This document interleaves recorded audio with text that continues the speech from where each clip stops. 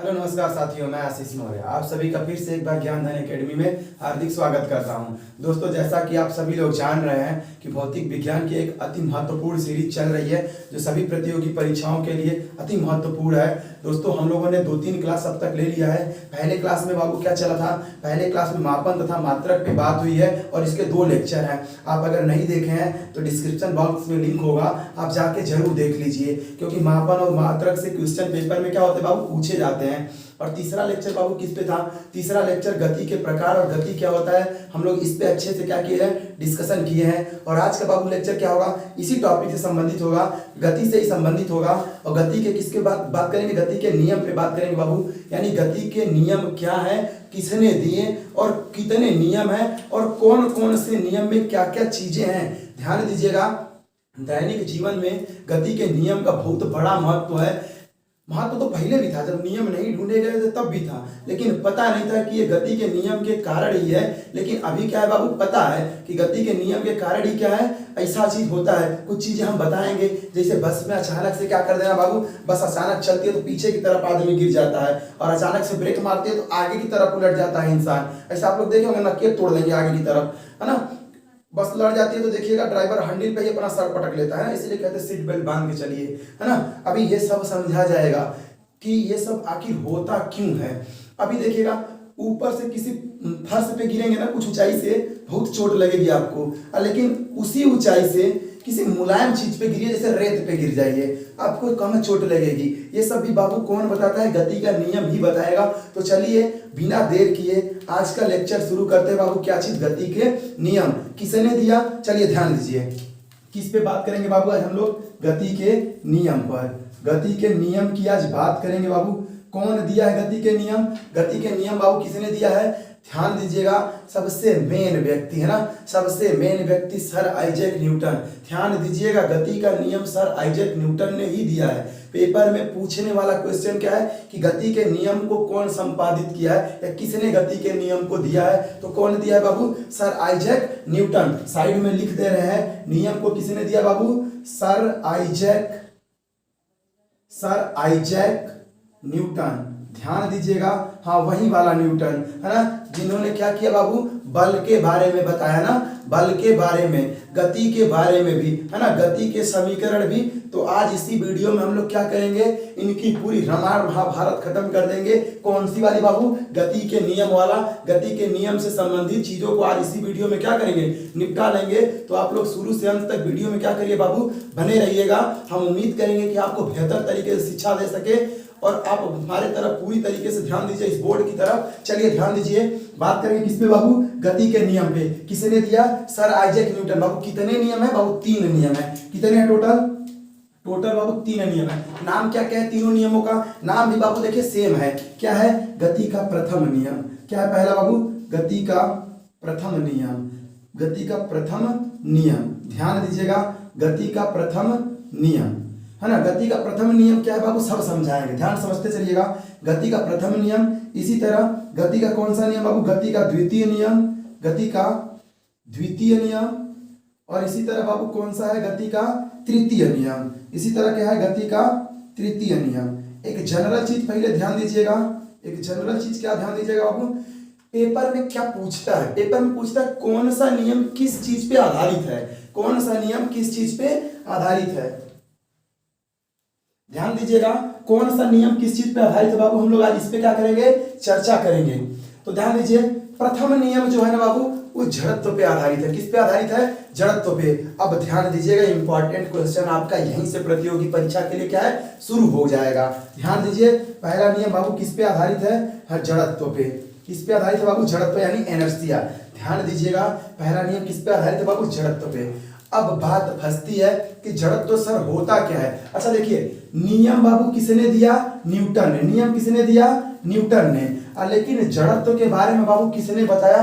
ध्यान दीजिए, पेपर में घुमा के पूछता है, क्योंकि कहेगा जड़त्व की खोज किसने की, लड़के क्या करेंगे, हटाक से न्यूटन पे मार देते हैं आप सर। लेकिन बाबू क्या हो जाएगा, न्यूटन गलत हो जाएगा। क्यों गलत होगा, क्योंकि जड़त्व का खोज कोई और किया है। ध्यान दीजिएगा, और अच्छे से न्यूटन ने मॉडिफाई करके पहला नियम में जड़त्व को क्या किया, डाल दिया। लेकिन जड़त्व का खोज किसने किया है, हम लिख दे रहे हैं बाबू, कौन, गैलीलियो। हाँ, गैलीलियो ने किया है बाबू, ध्यान दीजिएगा। हाँ, गैलीलियो ने किया है जड़त्व का खोज। क्या होता है जड़त्व? हाँ, वही गैलीलियो जिसने क्या बनाया बाबू, दूरबीन। हाँ, दूरबीन का आविष्कार जिसने किया ना, उसी गैलीलियो ने जड़त्व का क्या किया, खोज।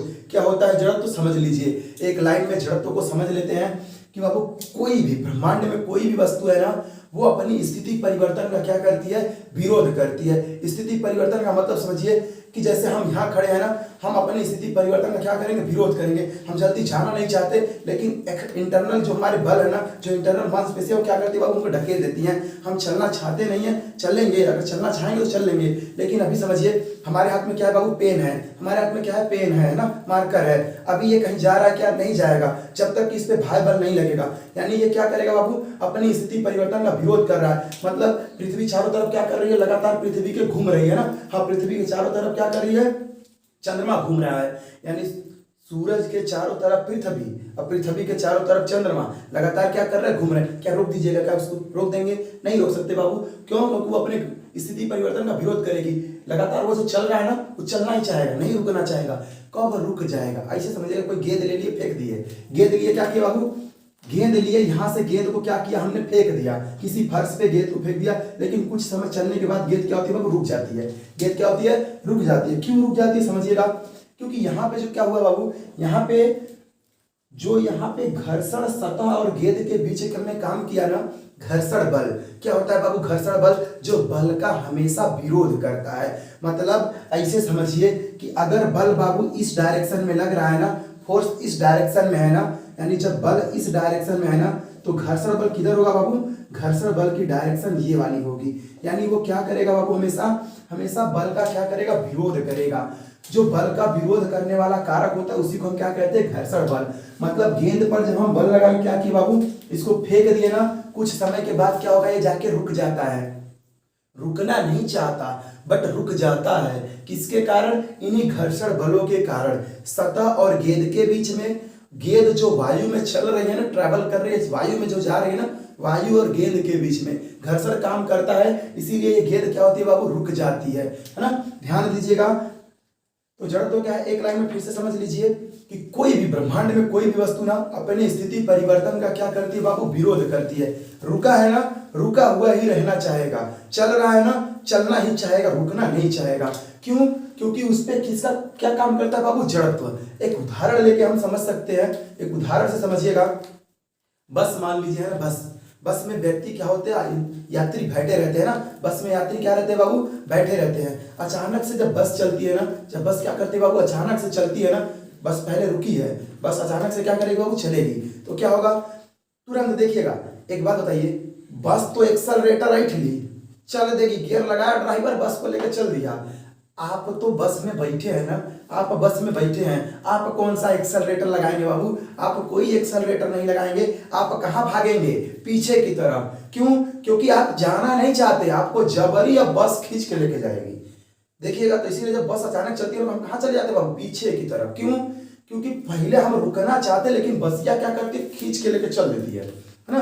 तो हम कोई एक्सेलरेटर नहीं लगाते, हम थोड़ी ना चल रहे हैं बस में जी।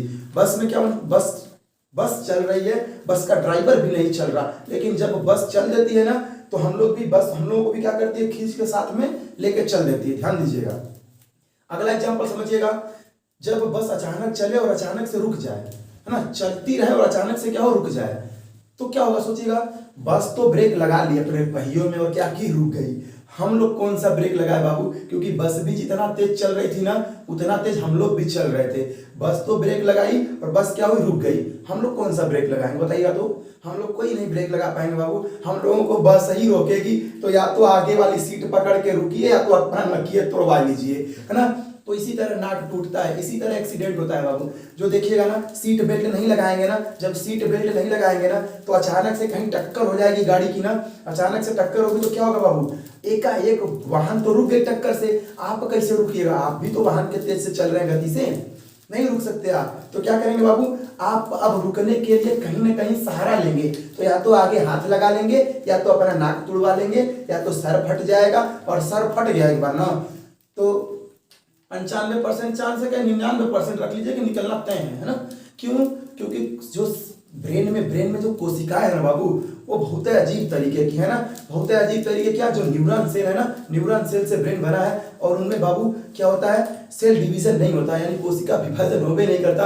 और एक बार वो टूट गई ना, मर गई ना, नहीं बनेंगी, और आदमी भी क्या होगा, मर जाएगा। इसीलिए खोपड़ी पे हेलमेट लगा के चलना चाहिए। बाकी जगह चोट लगेगा शरीर में ना, जिंदा हो जाएंगे, लेकिन खोपड़ी में लगेगा नहीं, जिंदा रहेंगे। चलिए अपने टॉपिक पे आएंगे। हम लोग बाहर जा रहे हैं ना, बाहर जा रहे हैं। जड़ तो क्या है बाबू, जड़ तो किसने खोजा, गैलीलियो ने। क्या होता है कि ब्रह्मांड में कोई भी वस्तु ना जो जैसे रहना चाहती है वैसे ही रहना चाहती है, चल रही है चलना ही चाहती है, रुकी है रुके ही रहना चाहती है ना। तब तक कब तक ऐसा होगा, जब तक कि भारी बल लगा के कुछ उल्टा काम न किया जाए। चल रहा है, कोई चीज आ रहा है, ब्रेक लगा के रोक दिया तो भारी बल हो गया, रोक दिया हम लोग, है ना। कोई चीज रुका है, ब्रेक लगा के क्या किया, धक्का दे दिए, अभी बाहर से फोर्स लगा दिए। यानी जब आप अपोजिट काम करेंगे ना, तब वो ऐसा काम करने लगेगा, जड़त्व के विरुद्ध हो जाएगा। यानी जो चीज रुका रहेगा, रुका ही रहना चाहेगा, और अगर गति में है तो गति में ही रहना चाहेगा। कब तक, जब तक कि उस पर बाय बल लगा के उल्टा काम न कराइएगा, तब तक। तो जड़त्व का खोज करता बाबू कौन है, गैलीलियो। लेकिन अगर गति का नियम क्या है तो सर आइजैक न्यूटन। ध्यान दीजिएगा क्या होता है जड़त्व, बाबू समझ गए। जड़त्व का उदाहरण देख लीजिए। अगर वही उदाहरण, बस में बैठा हुआ व्यक्ति अचानक से बस के ब्रेक मारने पे आगे की तरफ झुक जाता है, तो बताइए यहाँ कौन सा नियम काम करता है। पेपर में ऑप्शन होगा, क्वेश्चन यहीं से छप जाएगा। क्या ऑप्शन होगा बाबू, कि गति का प्रथम नियम काम करता है, गति का द्वितीय नियम काम करता है, गति का तृतीय नियम काम करता है, ऐसे करके ऑप्शन देगा। तो क्या करेंगे बाबू आप, गति का प्रथम नियम काम करेगा यहाँ पे, कौन सा वाला, जड़त्व वाला, है ना। जड़त्व का खोज करता कौन था बाबू, गैलीलियो। इतना इसमें कोई दिक्कत होनी नहीं चाहिए आप लोगों को। और कुछ एग्जांपल देख लीजिए। वाहनों के ऊपर जब सामान ला देते हैं ना, उसको बांध देते हैं। क्यों बांध देते हैं बाबू, ताकि इसलिए बांध देते हैं ना, इसलिए बांध देते हैं ना कि वो जब सामान हम ऊपर ला देंगे ना, तो क्या होगा, बस तो मान लीजिए चल देगी। ऐसे कुछ समझ लीजिए, मान लीजिए ये हमारी एक वाहन है ना, ये क्या है बाबू, एक वाहन, अच्छा वाला वाहन है ना, अच्छा वाला वाहन है ना। और यहाँ पे हैंडल लगा है इसका। अब ये किधर जा रही है बाबू, इधर से इधर। इसी पे सामान क्या करेंगे, बांध देते हैं। क्यों बांध देते हैं, क्योंकि हाई तो गति में आ गया। ध्यान दीजिए, बस तो एक्सेलरेटरली गति में आ गई, हाई कैसे गति में आएगा, नहीं ना आएगा जी। उसमें थोड़ी ना गियर बक्सा लगा है कि गियर लगा दिया उसमें भी चल दिया, नहीं, इसमें नहीं लगा है। तो ये क्या करेगा बाबू, ईएमआई रह जाएगा, और ईएमआई गिर जाएगा, और वाहन कहाँ चले जाएगा, आगे सामान वह रह जाएगा। इसीलिए क्या करते हैं, बांध देते हैं। जैसे इसको बांध देंगे ना, इस साथ में बस क्या करेगी, उसको खींच के लेके चलेगी। ठीक है, इसीलिए देखिए वाहनों के ऊपर एक केबिन बना देते हैं, उसी में सामान क्या करते हैं, रख देते हैं आराम से। चलिए अगला ध्यान से समझिएगा। अगला एग्जाम्पल, जैसे क्या है ना, इधर देखिएगा, हम क्या कर रहे हैं बाबू, हम एक गिलास ले लिए, एक क्या ले लिए बाबू, ग्लास। इसी पे एक कार्ड रख लिए, कोई भी आप दफ्ती रख सकते हैं। इसमें क्या है बाबू, पानी भरा है, इसमें क्या है बाबू, पानी भरा है, द्रव भरा है कोई भी। इसी पे एक कॉइन रख लीजिए, एक सिक्का रख लीजिए। क्या रख लीजिए बाबू, एक सिक्का। अभी क्या करिएगा, अभी ना इस जो कार्ड है, जिस कार्ड पे सिक्का रखा है ना, इसी कार्ड को आप झटके से हटाइए। इसको कार्ड को क्या करिए बाबू, झटके से हटाइए। ऐसे अंगुली से क्या करिए, मार दीजिए, कार्ड क्या होगा, भाग जाएगा, है ना। तो बताइएगा सिक्का बाहर जाएगा कि अंदर बाबू, सिक्का अंदर गिरेगा कि बाहर। तो ध्यान दीजिएगा, हम अभी बताए ना कि सब लोग अपने स्थिति परिवर्तन का क्या करता है बाबू, विरोध करता है, यही जरूरत है। तो एक बात बताइए, हमने कार्ड पे बल लगा दिया, कार्ड पे क्या किया बाबू, बल लगाया, तो कार्ड तो गति में आ गया, कार्ड गति में चला जाएगा। सिक्का पे बल लगाया, क्या हम लोगों ने सिक्का पे बाबू बल नहीं लगाया, और सिक्का कहाँ जाएगा, इस पानी में ही गिर जाएगा, पानी में ही गिरेगा, और ये सिक्का इसी पानी में रह जाएगा, कार्ड बाहर चला जाएगा। किस कारण से, इसी जड़त्व के कारण से। चलिए आई होप कि आपको जड़त्व अच्छे से क्या हुआ होगा, समझ में आ गया होगा। और भी कुछ समझना चाहे तो समझ सकते हैं। अभी आम का सीजन आने वाला है ना, टहनियाँ क्या करते हैं, आप आम के पेड़ पे चढ़ के हिलाते हैं, और आम क्या होता है बाबू, नीचे गिर जाता है। क्यों गिरता है, वो इसी जड़त्व के कारण। ध्यान दीजिएगा, गिरता पहले भी था, गिरता आज भी है, गिरता बाद में भी रहेगा। नियम बाद में आए, नियम भी बाद में साइड में ना।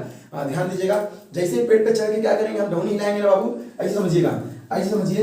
यहाँ पे मान लीजिए हमारा एक आम क्या है बाबू, यहाँ पे हमारा एक आम लटका पड़ा है ऐसे ना, हाँ आम लटका है ढौनी में। और जैसे इस टहनी को क्या करेंगे, आप हिला देंगे ना, ये टहनी किस में आ गई बाबू, गति में आ गई। टहनी किस में आ गई बाबू, गति में। भाई आम गति में आना चाहेगा क्या, आना चाहेगा क्या, नहीं आएगा। और जैसे गति में नहीं आएगा ना, वहां रहेगा, टहनियाँ इधर भाग जाएगी। टहनियाँ जैसे इधर भागेगी ना, वहाँ ये देखे अलग हो जाएगा टहनी से। और जैसे अलग हो गया, गुरुत्वाकर्षण क्या करेगा बाबू, पृथ्वी का, उसको अपनी केंद्र की ओर खींच लेगा, नीचे गिर जाएगा धड़ाक से।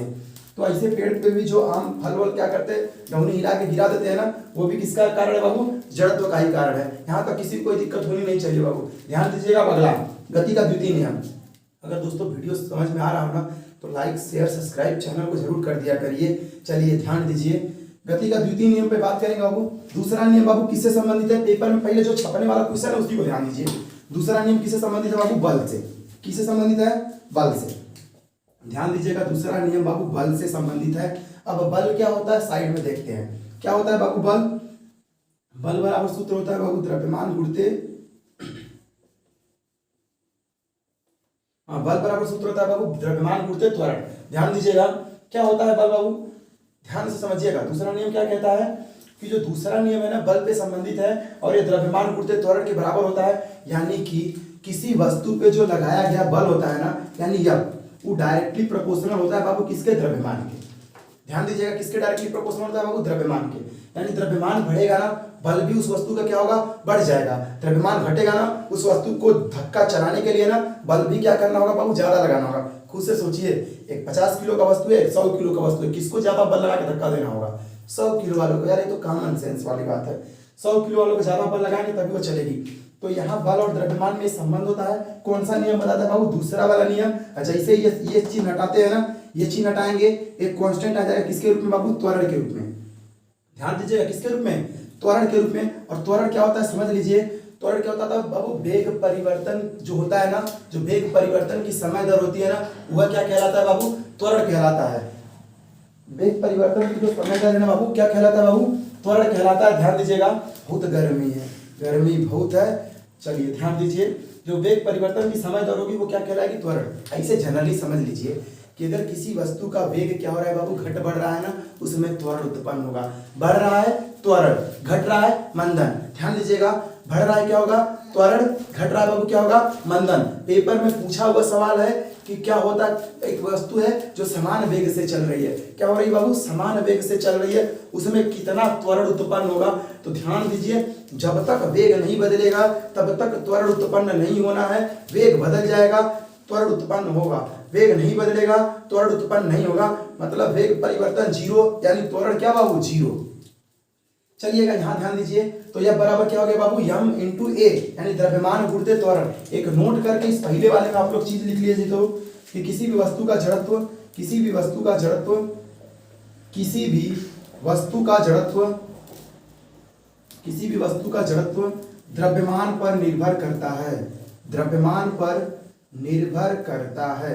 खुद से सोचिएगा कि जो भी वस्तु जितना बड़ा रहेगी ना बाबू, उसका जड़त्व उतना ही ज्यादा रहेगा। कैसे, हम बता रहे हैं, इसे समझिए।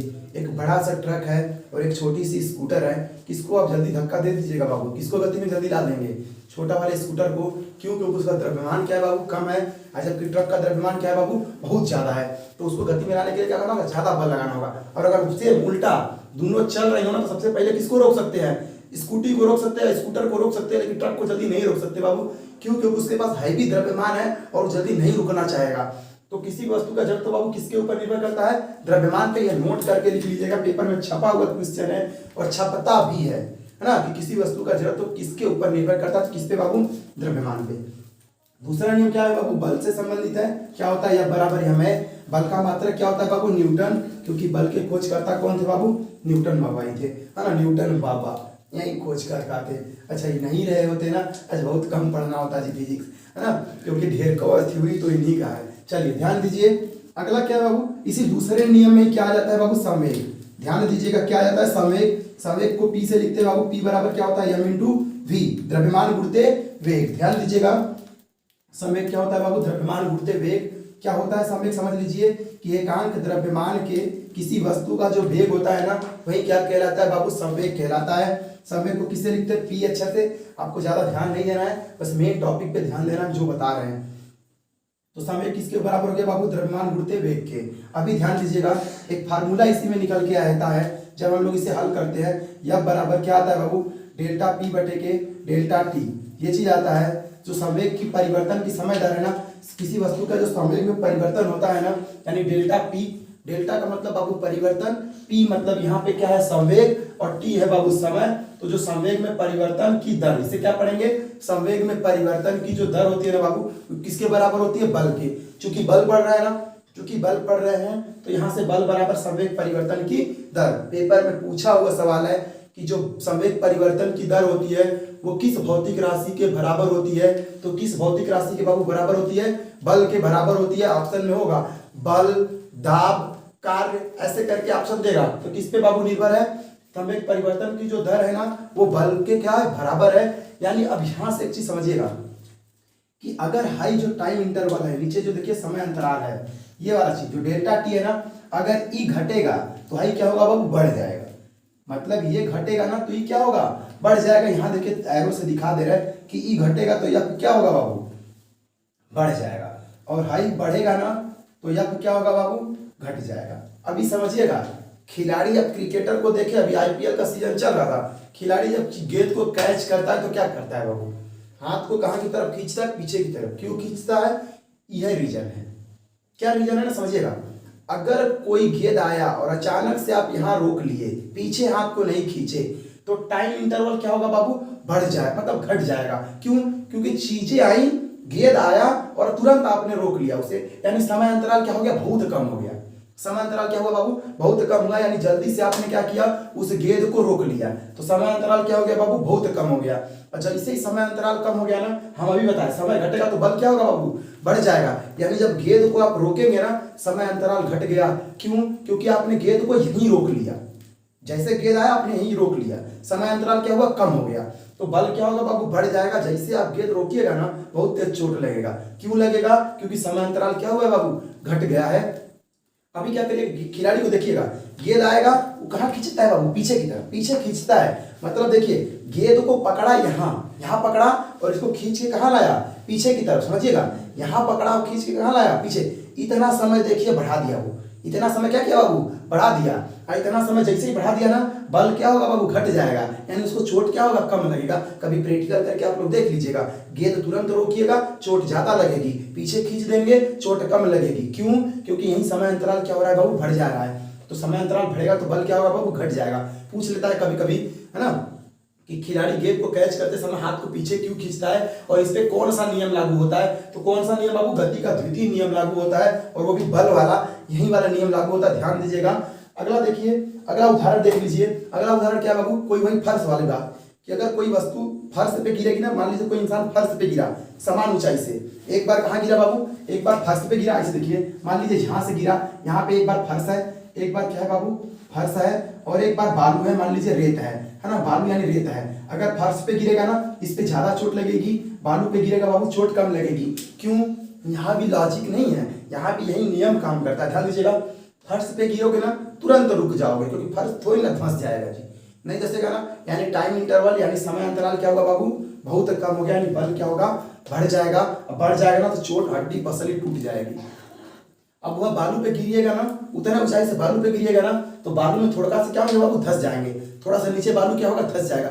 थोड़ा सा धंसेगा यार, धंस जाएगा ना, तो समय अंतराल क्या होगा? बढ़ गया। और बल क्या हो जाएगा? घट जाएगा। तो चोट क्या होगी बाबू? आपको कम लगेगी। तो यहाँ पेपर में पूछ लेता है कि समान ऊंचाई से गिरने पे फर्श की तुलना में रेत पे कम चोट लगता है, ऐसा क्यों होता है? तो गति के द्वितीय नियम के कारण होता है। ठीक है, अगला और आखिरी देख लीजिए। अगला और आखिरी बाबू क्या? गति का तृतीय नियम क्या होता है समझिएगा। इस नियम को किस नाम से जानते हैं बाबू? क्रिया प्रतिक्रिया। क्रिया प्रतिक्रिया, एक्शन रिएक्शन, है ना। पूछता है क्या कि गति का तृतीय नियम किससे संबंधित है? तो किससे संबंधित है? क्रिया प्रतिक्रिया। एक थप्पड़ मारेंगे सामने वाले को, आपको दो थप्पड़ मार देगा, ये है क्रिया प्रतिक्रिया, है ना। एक थप्पड़ मारिएगा, दो थप्पड़ मारेंगे, गांधी जी वाली बात नहीं याद रखनी है ना। अभी आज की जनरेशन यही है, एक थप्पड़ मारेंगे, सामने वाला बर्दाश्त ही नहीं करेगा, एक थप्पड़ आउट मार देगा आपको। अब वो वाली बात नहीं है कि एक थप्पड़ मार लिया तो दूसरे को गाल दे आगे, ऐसी बात नहीं है। एक थप्पड़ सामने वाला मारेगा, आप भी मार दीजिएगा दो थप्पड़, है ना। तो वह है क्रिया प्रतिक्रिया। यानी क्या है बाबू? जब आप किसी वस्तु पर कार्य कर रहे हैं ना, कुछ बल लगा रहे हैं ना, वो आप क्रिया है। वस्तु भी क्या करती है आपके ऊपर? उतना ही बल लगाती है। क्या है बाबू? प्रतिक्रिया है। यानी क्रिया की सदैव एक प्रतिक्रिया होती है, जो क्रिया के परिमाण के बराबर बट दिशा में क्या होती है बाबू? ध्यान दीजिए, दिशा में क्या होती है? विपरीत। यहां लिख दे रहे हैं, क्रिया की सदैव एक प्रतिक्रिया होती है। सदैव एक प्रतिक्रिया होती है। क्रिया की सदैव एक प्रतिक्रिया होती है जो परिमाण में बराबर, परंतु दिशा में क्या होती है बाबू, परंतु दिशा में विपरीत होती है, विपरीत होती है। ऐसे समझिएगा, ध्यान से समझिएगा।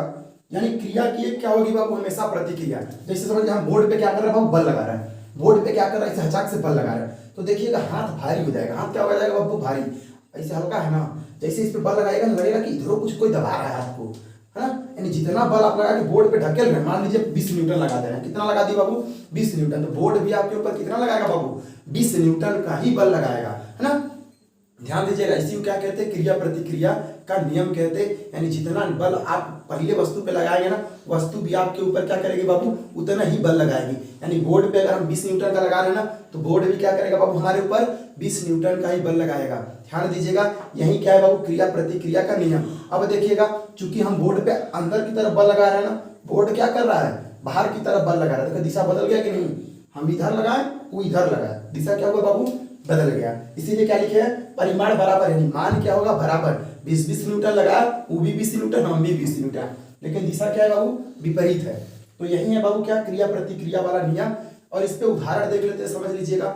जमीन पे चलते हैं ना हम लोग, जमीन पे, हाँ, तो क्रिया प्रतिक्रिया का नियम काम करता है। कैसे समझिएगा, जब जमीन पे आप चलते हैं ना, कुछ ऐसे देखिए, जब जमीन पे हम क्या करते हैं बाबू, जब जमीन पे हम चलते हैं ना, तो देखिए पीछे वाला जो पैर होता है ना, जब हम क्या करते हैं, देखिएगा ऐसे पैर उठाते हैं, पंजा की तरफ अपना पैर करते हैं, एड़ी अंगुली उठाते हैं, पंजा की तरफ पैर से क्या करते हैं, जमीन को धक्का देते हैं। और जैसे जमीन को धक्का देंगे ना, जमीन भी क्या करेगा, आपके ऊपर धक्का देगा और आप आगे बढ़ जाएंगे।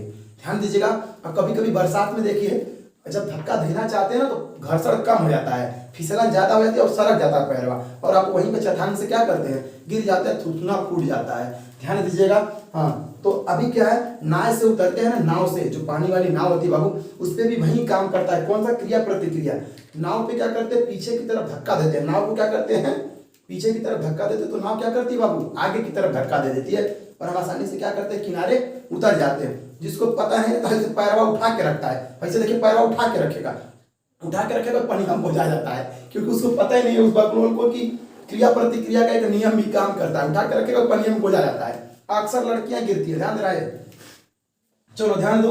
तो क्रिया प्रतिक्रिया बाबू समझ में आ गया।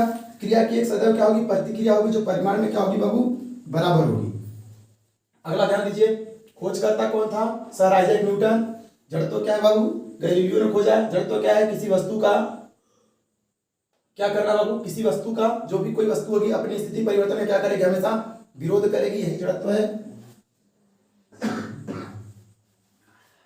यही क्या है बाबू, जड़त्व है। ध्यान दीजिए, किसी वस्तु, जो भी वस्तु होगी ब्रह्मांड में, वो अपनी स्थिति परिवर्तन क्या करेगी बाबू, विरोध करेगी। यह जड़त्व की घटना है। उदाहरण समझाई दिए, वाहनों में अचानक से व्यक्ति का आगे की तरफ या पीछे की तरफ झुक जाना। बल वाला दूसरा नियम किससे संबंधित है बाबू, बल से संबंधित है। तीसरा नियम किससे संबंधित, क्रिया प्रतिक्रिया। अब समझ लीजिए, पेपर में पूछा हुआ क्वेश्चन बोल रहा है डायरेक्ट। पहला क्वेश्चन क्या पूछा है बाबू पेपर में, पेपर में क्वेश्चन पूछा था कि जो रॉकेट उड़ता है, जो रॉकेट उड़ता है, वो किस सिद्धांत पे कार्य करता है। ऑप्शन में क्रिया प्रतिक्रिया का तीसरा नियम नहीं दिया था ना, क्या दे दिया था, वो दे देता है संवेग संरक्षण का सिद्धांत पर। क्या देता है बाबू, संवेग संरक्षण के सिद्धांत पर। क्यों, क्योंकि जो तीसरा नियम है ना, संवेग संरक्षण के सिद्धांत पे क्या है बाबू, आधारित है। लिख लीजिएगा इस चीज को नोट करके, संवेग संरक्षण के सिद्धांत पर ये क्या है, संवेग संरक्षण, संवेग संरक्षण के सिद्धांत पर ये क्या है, सिद्धांत पर आधारित है। यानी किसी भी वस्तु का संवेग संरक्षित होता है, संवेग नष्ट नहीं होता। संवेग बाबू यही द्रव्यमान उड़ते वेग नष्ट नहीं होता। अगर वस्तु का जितना पहले संवेग है, बाद में भी उतना ही संवेग रहेगा। यही है संवेग संरक्षण का क्या बाबू, नियम है। ध्यान से समझिएगा, किससे संबंधित है वो, तीसरे नियम से संबंधित है। जो बुलेट निकलती है गोली से ना, ये भी किस पे काम करती है बाबू, संवेग संरक्षण के सिद्धांत पे।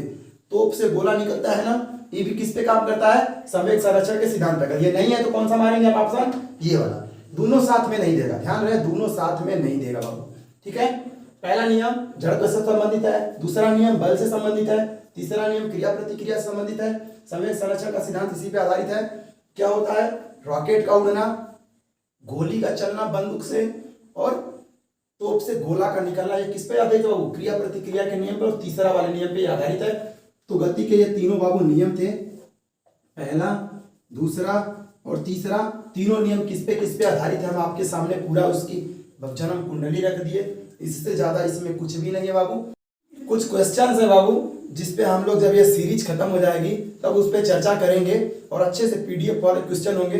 हम डिस्क्रिप्शन बॉक्स में जब पूरी सीरीज खत्म हो जाएगी ना तो इस पूरे क्वेश्चन को हम डिस्क्रिप्शन बॉक्स में ही पीडीएफ के माध्यम से आपको प्रोवाइड करवा देंगे। फिलहाल आप सीरीज का क्या करते रहिए, आनंद उठाते रहिए। और हाँ दोस्तों, अगर वीडियो अच्छा लगता हो ना तो अपने साथियों के साथ भी क्या करिए, शेयर किया करिए। और लाइक कमेंट जो भी समझ में आए, वीडियो अच्छा लगा खराब लगा, आप कमेंट बॉक्स में जरूर बताएं। और साथियों मिलते हैं हम अगले वीडियो में, तब तक के लिए धन्यवाद।